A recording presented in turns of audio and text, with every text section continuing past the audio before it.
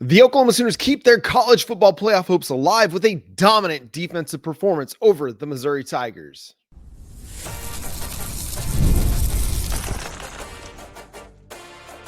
You are Locked On Sooners, your daily podcast on the Oklahoma Sooners. Part of the Locked On Podcast Network, your team every day.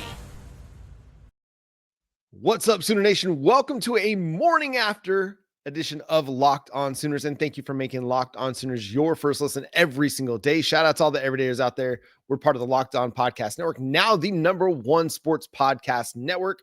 Today's episode is brought to you by Game Time. Download the Game Time app, create an account, and use code Locked On College for $20 off your first purchase over at Game Time. I'm John Williams of Sooners Wire and USA Today Sports, and again, it's Sunday morning. It's a victory Sunday morning. We're all excited after Oklahoma's 17-6 win over the Missouri Tigers. Just want to give you my thoughts on that before we get to our regularly scheduled episodes that will be back for Thanksgiving week as we lead into the LSU Tigers.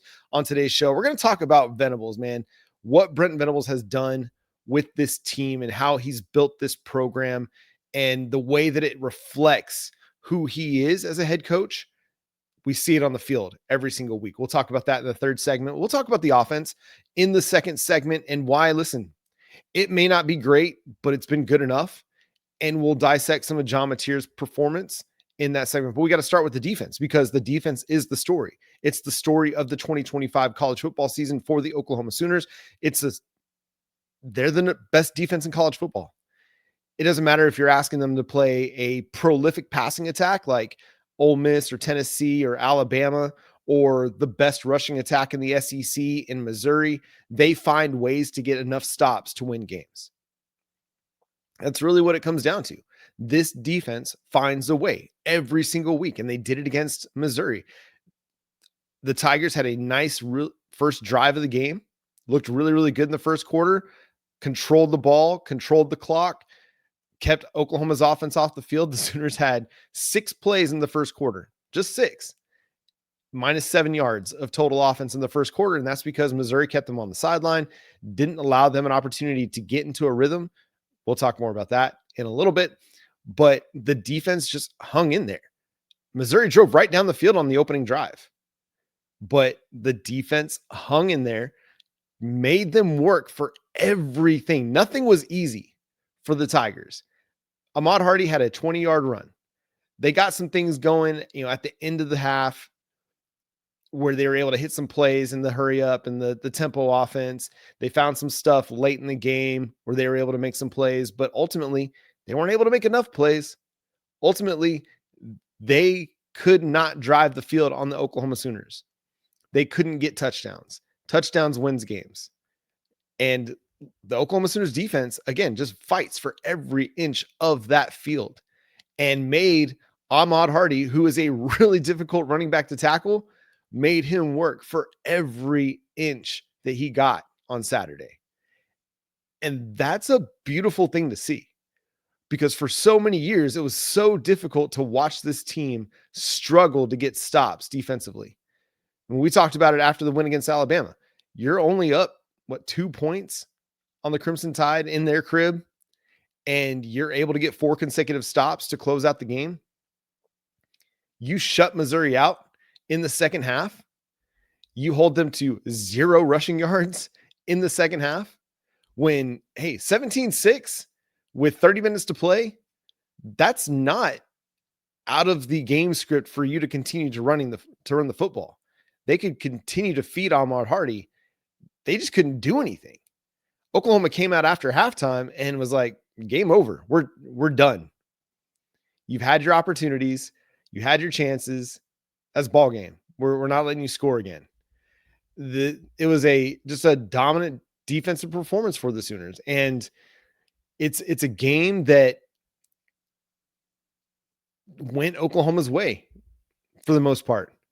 There were penalties on the defense that, listen, ticky-tacky penalties. We've seen the SEC all season long. That's what they're going to call. It's going to be frustrating to watch.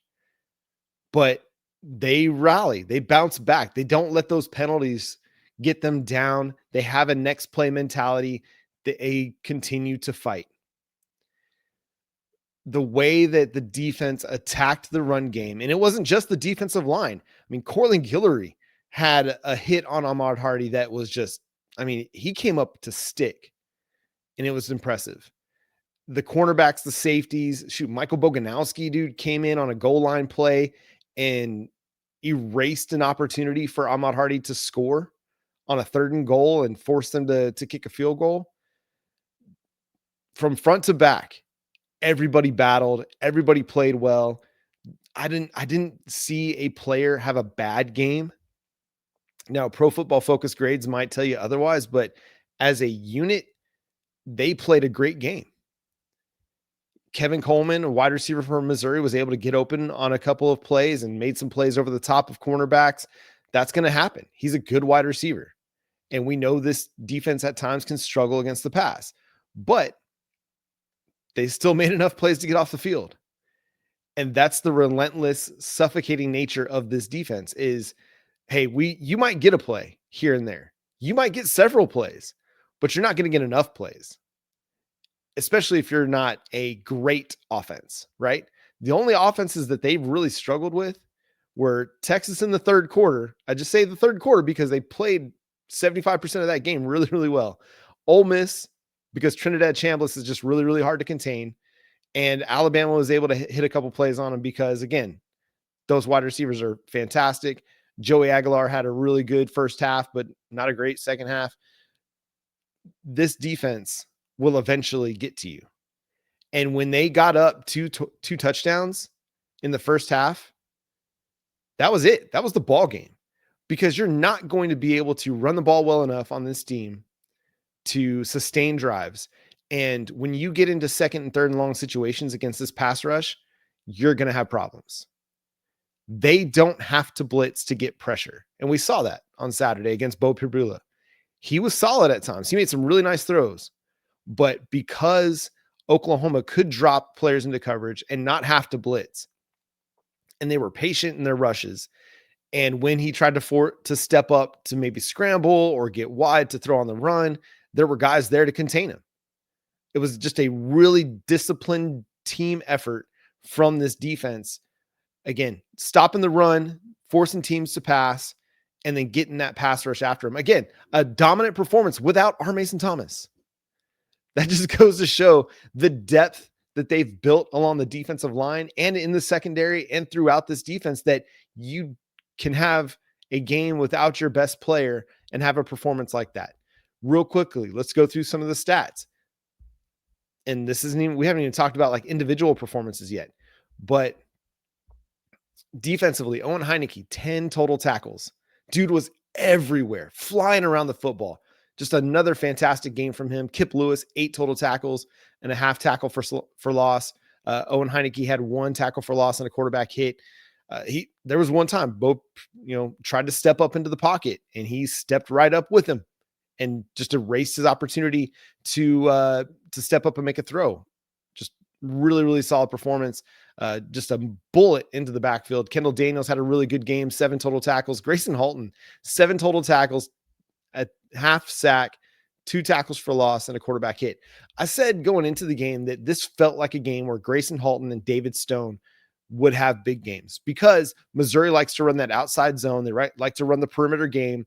And when that is part of the game plan, when that's a significant part of the game plan, you need your athletic, explosive defensive tackles to be able to shoot those gaps and get upfield and make them work. And they did that. And they were able to flow with the offensive line, cut back lanes, and just, again, really, really phenomenal game from Gracen Halton. That dude is just, he's made himself I think he's going to be a top 50 pick in the NFL draft.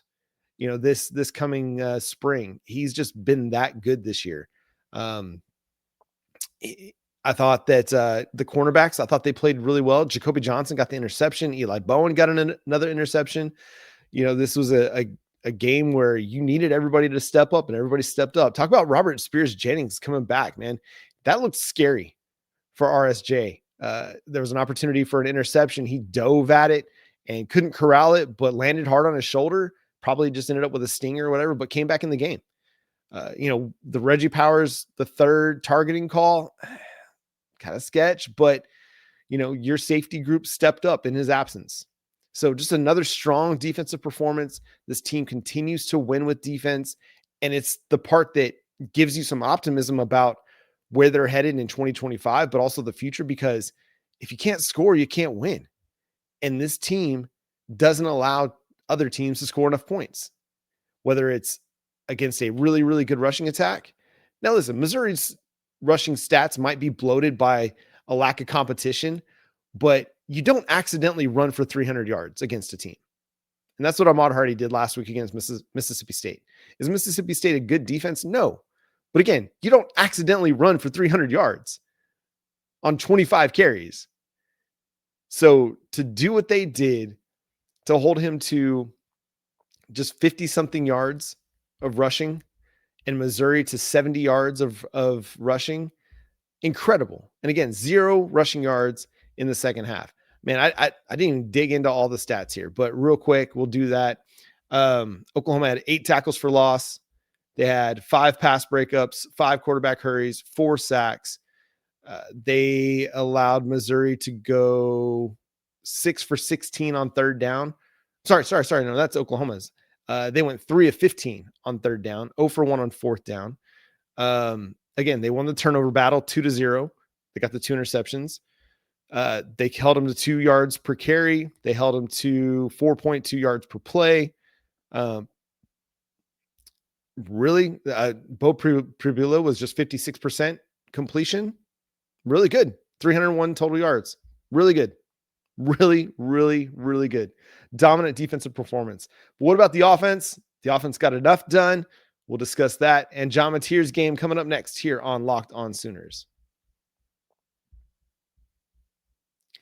Today's episode is brought to you by Wayfair. The holiday season is right around the corner, and that means it's time to get your home ready. Whether you need more seating for guests, cozy new linens, or fun serveware for hosting in the holidays, Wayfair's Black Friday sale is here to help you make your space shine. And the best part, you don't have to wait. Wayfair's Black Friday deals are happening all month long with up to 70% off everything from sofas to spatulas.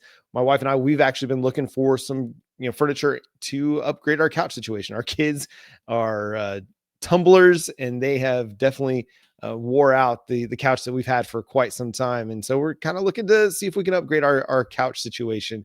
We've been going to Wayfair and finding some really great options and some great deals. Just haven't quite decided on what we're looking for just yet. So don't miss out on early Black Friday deals. Head to wayfair.com now to shop Wayfair's Black Friday sale for up to 70% off. That's WAYFAIR.com. Sale ends December 7th.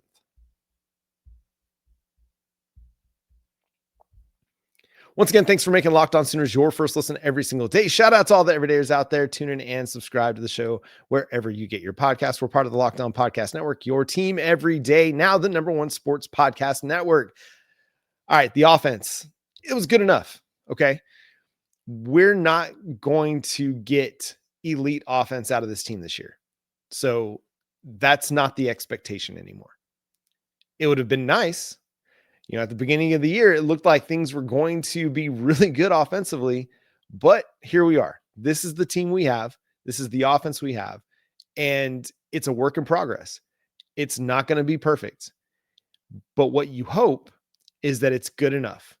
And on Saturday against a really good Missouri defense, it was good enough. This team, or the Missouri defense coming into the game, was the #1 defense in total yards allowed in the SEC. They were #1 in completion percentage allowed at 56.6%. They were #2 in passing yards allowed at just 169.9 passing yards allowed. They were #6 in rushing yards, or rush yards per game, #5 in rushing yards allowed. So this was not going to be a big time offensive performance. This wasn't going to be the Landry Jones, Sam Bradford performances from the late 2010s, early 2010s. It wasn't going to be that.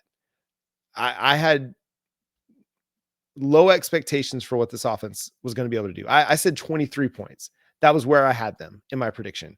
So 17. Again, it was good enough. The offense played the game that was there for them to play. It was critical that they get those touchdowns in the first half. Because when this defense is able to play with the lead, they're really, really good. And they make it really hard to score when they have a lead. And so the offense did its job. It got Oklahoma a lead. The 7-3 lead was huge, man. The John Mateer throw to Isaiah Satania, absolutely the play of the game. One of the top 5 plays of the year because of the game that it was involved in, the moment it was involved in. You'd been dominated for the first quarter of the game. At least the time of possession was dominated by Missouri. Your offense hadn't really done much, but you get the blocked field goal, and then you turn around and you turn it into 7 points. Like, that's a 10-point swing, and it completely changes the complexion of the football game. So you get the big play from John Mateer to Isaiah Satania, and you're good to go. I mean, with the way the defense was playing, that was enough. I mean, you could have won this game 7-6, but then John Mateer hits, Giovanni Gibson, you get the touchdown there, and you're up 14-3. You're like, that's pretty much church. Let's go home. Let's fire up the barbecue. Let's celebrate, because again, Missouri wasn't going to score more than 14. I had them at 16 going into the game. My prediction was 23-16. And that was just out of respect for Ahmad Hardy, because I just believe that maybe he'd be able to break a long one. And he had one good 20-yard run, but that was it. And so the offense, listen, I would like for it to be better. I think we'd all like for it to be better. Brent Venables would, Ben Arbuckle would, John Mateer would. Everybody would like the offense to be better, but this is the offense that we're playing with. And are there things that they can continue to get better at? Absolutely, there are. This was a really good defense that Oklahoma was going up against. What I liked that they did, I liked that John Mateer had 6 throws of more than 20 yards. He was 0 for 6, but he had 6 throws down the field. They tested the Missouri secondary. Some of those plays were, hate to use, they were right there. I'm not going to say the phrase, but they were right there. You had one where Deion Burks was hand fighting with the DB and just couldn't get free. And if Mateer puts a little bit more loft on it, maybe he can run under it and make the catch. It was kind of a bullet throw. You had one where it was just going to be a difficult catch for Isaiah Satania. Mateer put it to the sideline. Isaiah Satania had to kind of redirect his path a little bit and just over the outstretched fingertips of Satania down the sideline. And so, like, there were things that they tried to do offensively that I liked, especially trying to stretch the field and get down the field. You've got to make teams respect your vertical passing game. You've got to connect on some of those. That's when they'll really respect it. But until you're able to connect on them, you got to keep throwing it. You got to try to get the ball down the field. Now, the 3rd and 2 to Satania, when you're up 11 and you're trying to run the clock, maybe let's just go get a first down there. Maybe that's when you run that return route to Satania. Hey, I'm going inside, fake. Oh, just kidding. I'm going outside. You just get the first down and you just keep killing clock. You just keep grinding the clock away in that moment. Okay. That's just nitpicky. That's, game management, ball control, because that's what you want, right? To play complementary football with this team is to control the clock, control the ball, and just keep your defense fresh and just drain the game away. They did that in the 4th quarter. But so listen, there are some things that I like that they did offensively. I still don't quite understand Ben Arbuckle's reluctance to run the ball. I know running backs were injured. Xavier Robinson was dealing with a sprained knee. If you're able to play, though, you got to use the guy and you got to play him. And if he's not able to go and you need another option, Gabe Sawchuk is there. He's done nice things when he's gotten in the game. Why not give it a shot?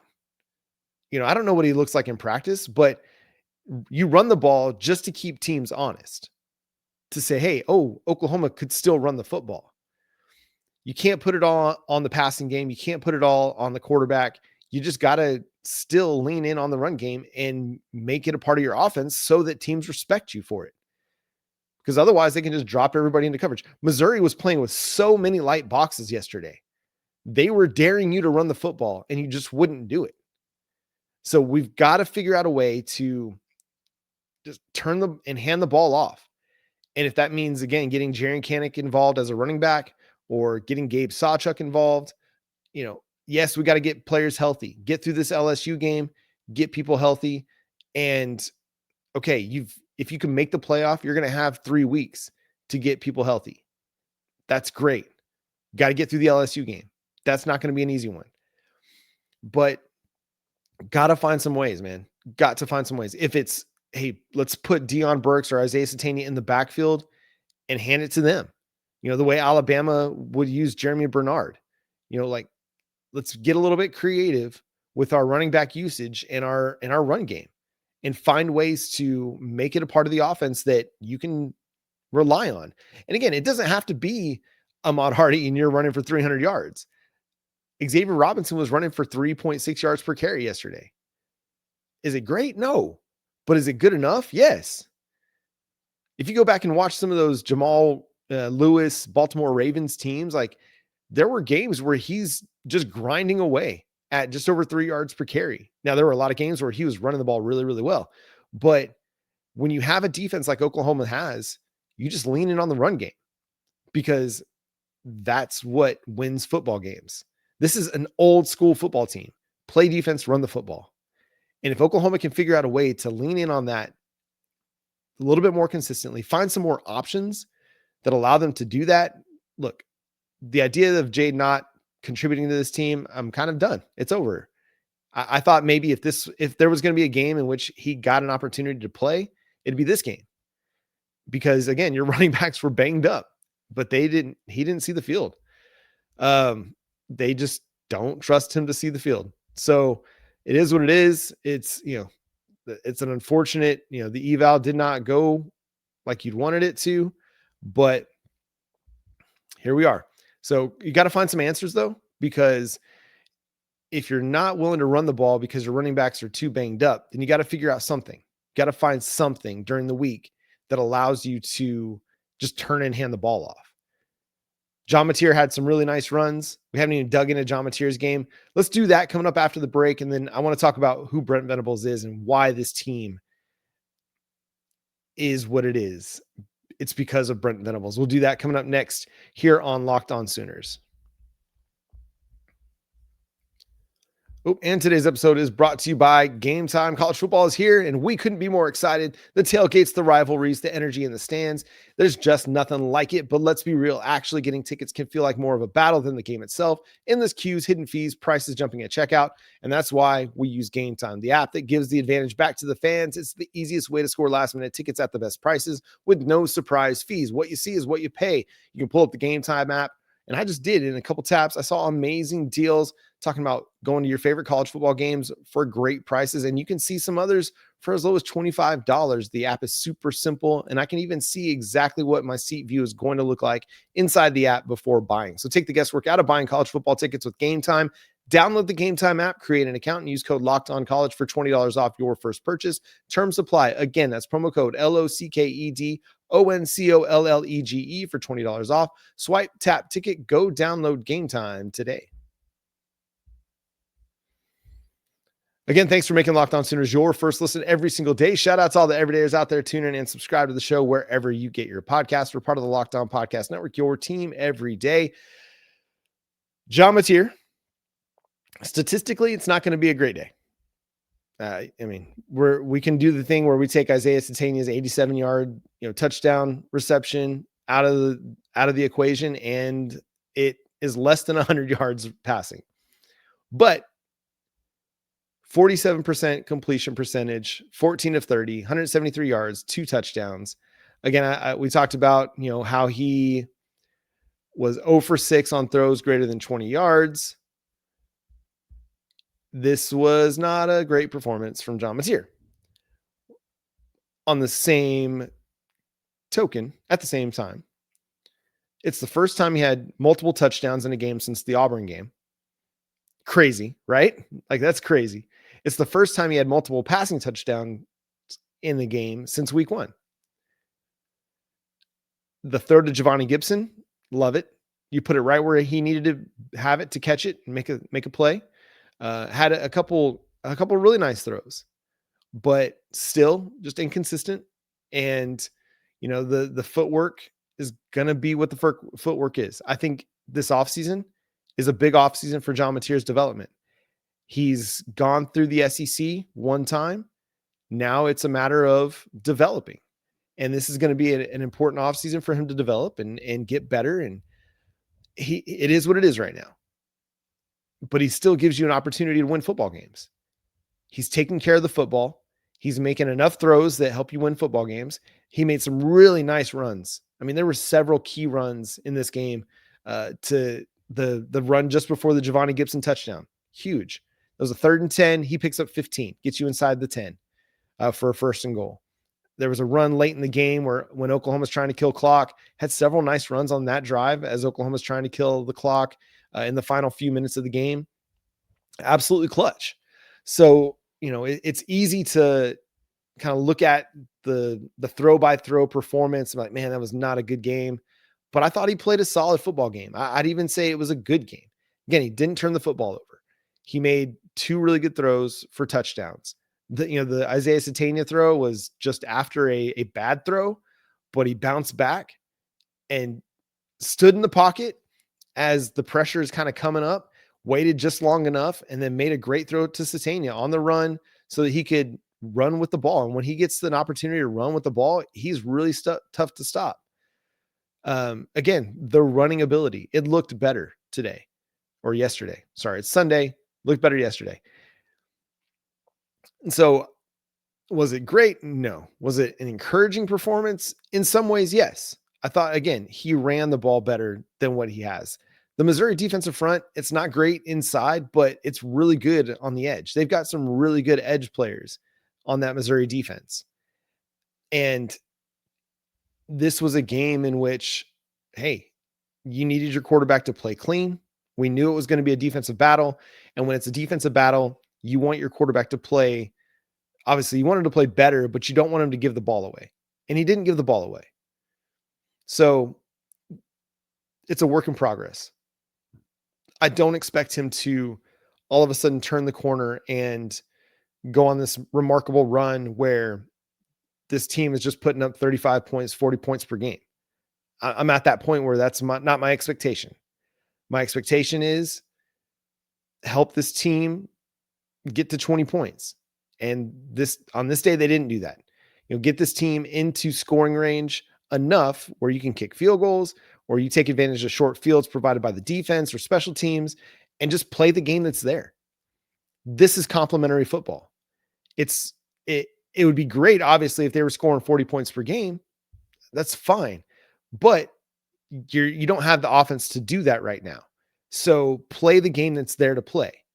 If your defense is playing as well as it's playing, then take care of the football, try to get first downs, extend drives, keep the clock running, and then go home with a W. It doesn't have to be pretty. As Brent Venables said in the post game, it's not a beauty contest. It's football. And all that matters at the end of the day is wins. And as much as, the national media or analysts will sit there and debate quality wins or whatever, this was a top 25 win. It was your 5th top 25 win of the season. And so it's not going to be perfect. It's not going to be even pretty at times offensively. It's going to be a slog. It's going to be a grind. But it's good enough. And John Mateer's performance was good enough. It needs to be better. Again, I like that they took shots down the field. I'd like them to connect on some of those shots. But the fact that they took some shots, that's a start. And that's where it's got to start. You got to throw it to get better at it. And you just got to do it. You've got to stretch defenses. You've got to make them respect the fact that you're willing to go down the field. And John Mateer showed a willingness to go down the field. So, and again, this was a really good Missouri defense, a really good pass defense that, even some of the throws that he made, there were a lot of contested receptions in this game and contested incompletions. So it wasn't like he was missing badly on all these throws. It was just, hey, it just wasn't there because the corner was right there in coverage. So, again, I think this was a building block game. he's still laying the foundation for the type of quarterback that he is. And with 3 freshmen along the offensive line, with, maybe he's not still 100% healthy. I don't know. But whatever it is, John Mateer played the game that was there to be played. He made enough throws for this team to win. It's got to be better. No doubt about it. I'm not going to sit here and tell you that we're fine. It's got to be better if you want to beat LSU or if you want to contend when you get to the playoff. It's not enough just to get there now. If you get there, let's do something with it. There's only one thing left to do once you get there, and that's go win the whole effing thing. So let's get to the playoff.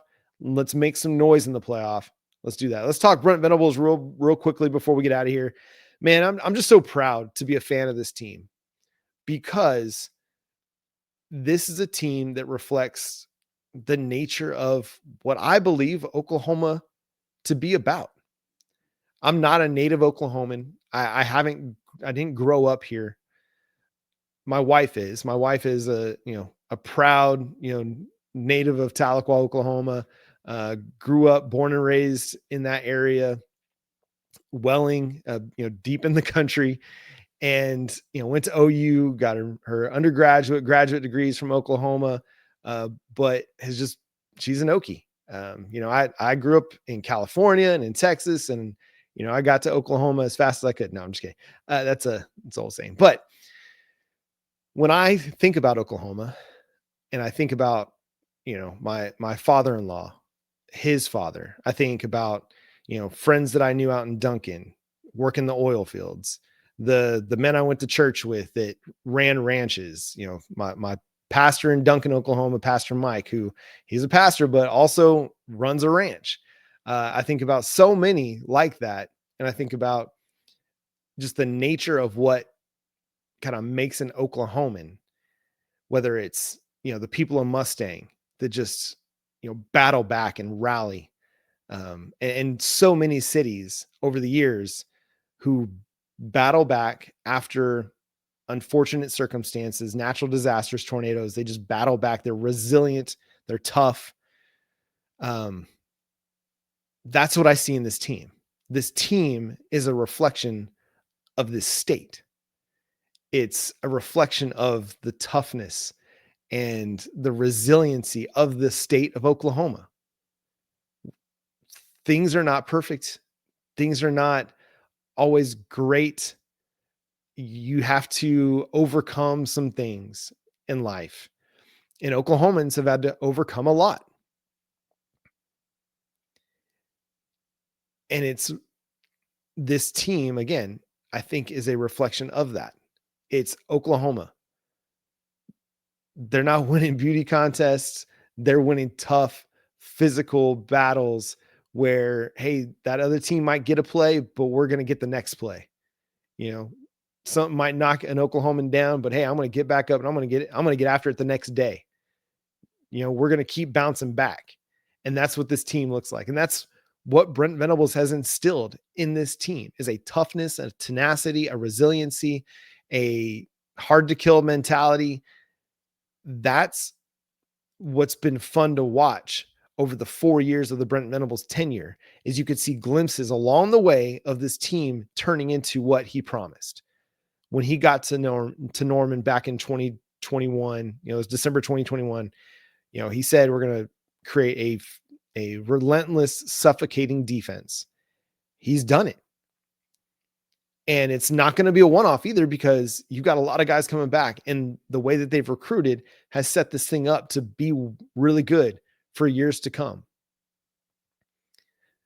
And this team reflects the intense nature of who Brent Venables is, where they battle and they fight and they're tough, and they're physical and they're fast and they fly to the ball carrier and they hit them hard when they get to him. That's what's exciting about this team. And it's fun to see because you want your team to be a reflection of your coach. And he's done it. He's instilled his attitude, his toughness, his intensity into this team. And you want this team to be something that Oklahomans can be proud of. And are there things that got to get better? Yeah, they got to get better. but you cannot deny the fight that this team displays every single week. It's a relentless effort, and I'm proud to watch it. And that's going to do it for today's episode of Locked On Sooners. Thanks so much for tuning in, being a part of the show. Subscribe to the show wherever you get your podcasts. We're free and available on all podcast platforms and on YouTube. So hit that subscribe button, hit that notification bell to let you know when new episodes drop. Follow my buddy Jay at Unfair Sports. Go check out his channel, Unfair Sports, for more college football and Oklahoma Sooners coverage. You can follow me at John9Williams and read my work covering the Sooners over at SoonersWire.com. The show is at Locked On Sooners on all of your favorite social media platforms. But until Monday, when we'll be back to discuss this game together and break it down further, I'm John Williams. Talk to you then. Boomer Sooner.